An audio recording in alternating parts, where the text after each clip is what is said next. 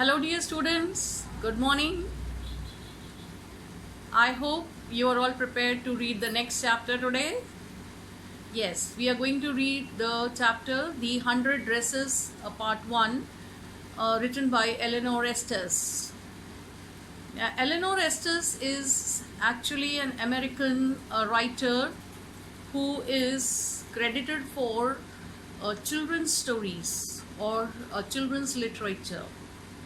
Now, in this chapter, we are going to read about a poor girl who belongs to Poland, and it is the author's own experience.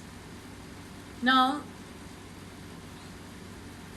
you all must have faced or experienced this kind of situation, maybe directly or indirectly. Maybe you were involved in that or not. Now, that is how you make fun of a newcomer or a new student or a student on the basis of various things. You must have seen people who bully the people, who bully other students in the class for various reasons, maybe for the way of talking, maybe for stammering, maybe for the way of walking, maybe for their way of dressing up. That is, maybe they don't wear proper uniform, and so there are many things for which you can bully a person. And when you bully a student, what is the mental stress that they are going through? What is the impact? What happens? And what are the feelings? So this is undergone by the author, and she felt very cornered. She felt that she was secluded, and therefore the theme of this chapter can be called as seclusion, from the social seclusion. Okay, and also you have seen that some of the students bully, but some of them have sympathy for such students. So this story tells us that if you bully a person for something, those people do not realize, those students do not realize what is the worth of that particular student. Now, you may feel that you don't want to know about it. No, but one day or the other, you come to know that every person is gifted with some talent or skill. Now, similarly, in this story, the girl Wanda Petronsky was a very poor girl, and due to poverty, she had to face many things. She used to keep herself aloof. She used to keep herself away from such people, such students who used to make fun of her. And everybody wanted to, every student in the class wanted to make fun of her. But she was very quiet girl. She never complained. She went and sat in one corner of the classroom in the last benches where probably the low achievers used to sit. And what is the feeling of such a student who is being bullied by others? And especially when she was an immigrant, you know, what is the condition of these people? What mental torture and physical torture they go through? Now, she was bullied for various reasons, maybe. This was Wanda Petronsky's guilt. She felt that she was poor. She felt that she belonged to a particular country, and she was an immigrant. And because of so many reasons, she used to feel guilty of herself. And all the books, all the stories that she has written, they all revolve around her own life, her own experience. And it is actually to assuage her guilt. She has written these stories of her childhood or of her experience and her feelings because she wanted to assuage. Assuage means to make it less. Okay, किसी चीज को कम करना. She wanted to feel the pain and mental torture a little less, so she started writing. She wrote all that, and to assuage her guilt, and also she wanted to educate, or she wanted to inspire the other students not to bully the poor children or the other different children.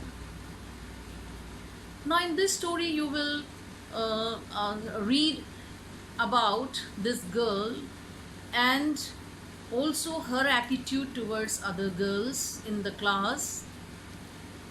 But when Peggy had asked her about the 100 dresses game, they used to play a game, the 100 dresses, just to make fun of her. And Wanda used to tell that she had 100 dresses in a wardrobe, all lined up.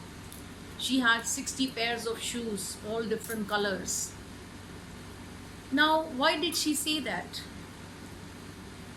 Was she making an impression on them that she was rich?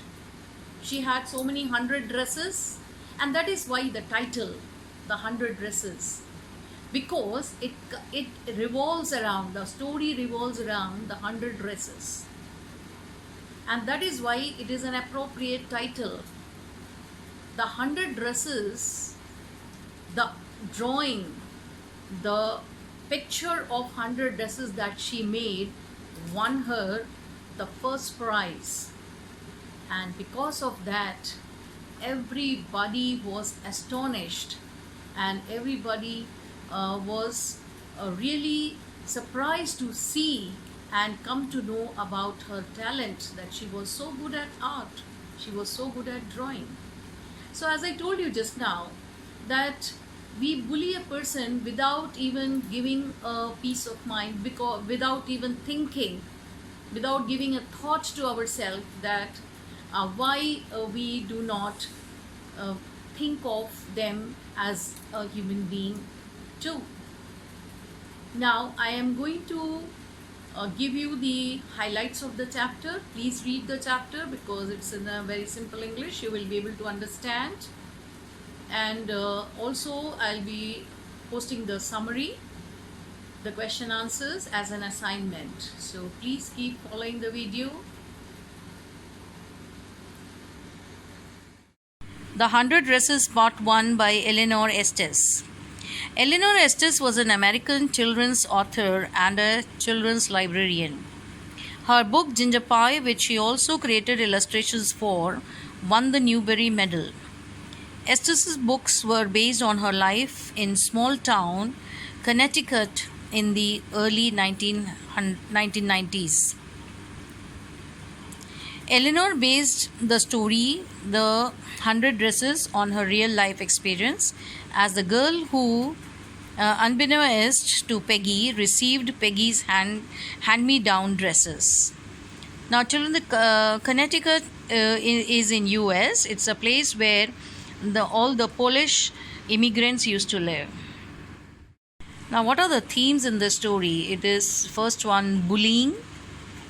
Second, social isolation, class difference, and class difference may be due to because of Wanda Petronsky's Polish name, and she used to wear the same dress every day, and she lives in Boggins Heights, and also the theme of poverty. The characters are Wanda Petronsky, Peggy, and Maddie. It was Monday. Wanda was not in her seat, but nobody noticed this. Wanda is a quiet girl who rarely said something, but no one knows why. She lived at Boggins Heights. Her feet had mud on them. Students thought of Wanda outside the school hours. to have fun with her, but she did not come on Tuesday also. On Wednesday, Peggy and Maddie thought of Wanda. Both of them were very good friends. They wanted to have fun with Wanda, but they noticed her absence. Peggy was the most popular girl in her school. She was pretty, she had many pretty clothes, and her hair was curly. Wanda's name was considered funny in room number 13. Wanda had no friends, wore a faded blue clean dress. Girls surrounded her in the schoolyard to make fun. Peggy made fun of Wanda by mostly asking her how many dresses she had and how many pairs of shoes. Wanda would answer 100 and shoes 60. All girls laughed at her. Peggy was not really cruel. She would say why Wanda had spoken of her 100 dresses.